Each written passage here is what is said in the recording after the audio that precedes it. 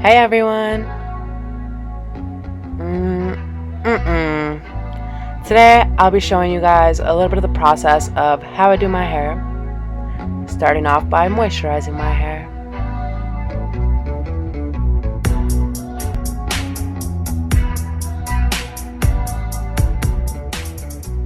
Next morning, I'm ready to get right into it. Let's go. So this is the hair I got, color 27. I got it for $5.99 and basically it's 3 bundles of pre-stretched hair. Now, since I want shorter braids, I'm going to cut it in half and it's going to give me double the hair. Clutch! Next, you see me parting the front part of my hair just to keep it out of the way from what's in the back.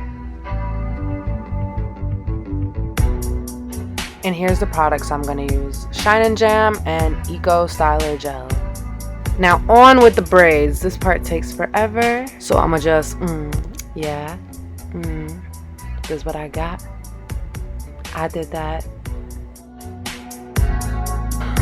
Thank you so much for watching, guys. See y'all in the next one.